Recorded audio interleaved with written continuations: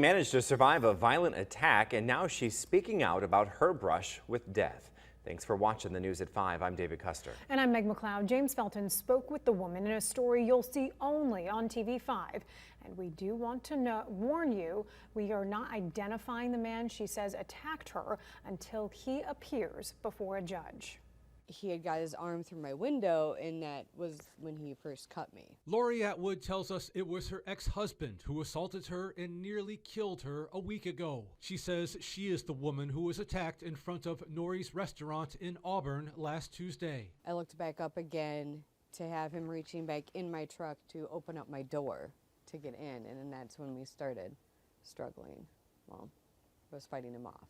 I started screaming actually at that point the minute my door came open. I started screaming for somebody to help me. At first, she tried to cover up. It's when he had struck my artery right here, and I really started to spew out blood is when I was like, okay, enough trying to, stay safe. I gotta actually potentially I gotta run away. Atwood was able to get away from her assailant. People came to help, including 2 off-duty nurses who were shopping at a grocery store nearby. If it wasn't for those 2 ladies, I probably would have bled out on that bench.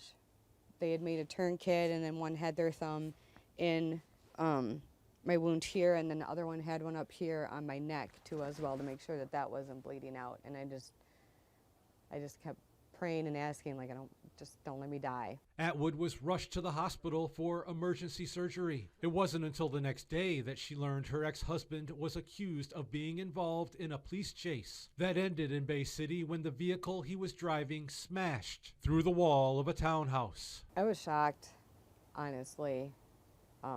He was not like that in the time that we'd been together. Actually, all of this was unlike him. Atwood tells us her ex-husband is still in critical condition and he may or may not make it. She wants to know why he tried to kill her. But no matter what happens to him, Atwood is leaving it all to God. Anybody wants justice to be served.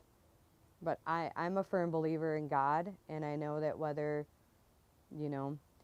he will pay the price here on earth or he will pay the price on the other side.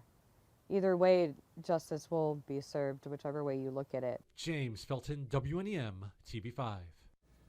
And tonight at 6, we'll have much more of James' interview with Lori and her efforts to raise awareness about domestic violence.